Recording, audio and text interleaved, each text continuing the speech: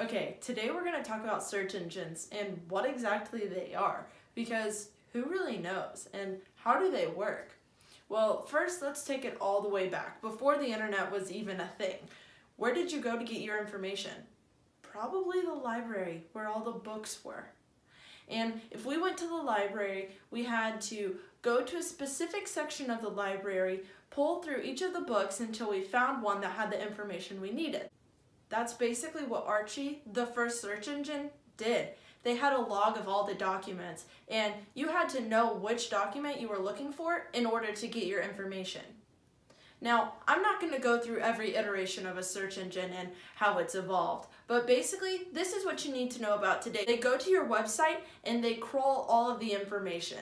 So they look at your pictures, they look at your text, they look at different indicators of how important that text is, and they keep it in a database.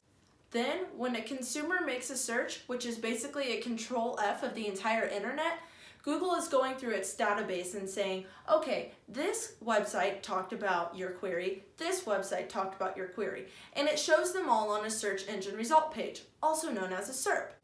Once queries start coming through and people are clicking on these different results, Google takes note of how users are interacting with the website. So are they finding the information they need? Are they staying on site? Are they interacting with the web page?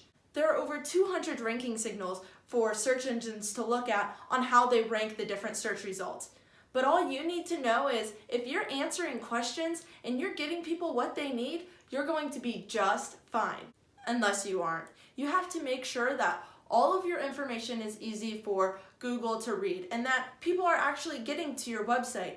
Those things we'll get to much later, but if you have an understanding of search engines, that's going to make your job a lot easier moving forward into digital marketing.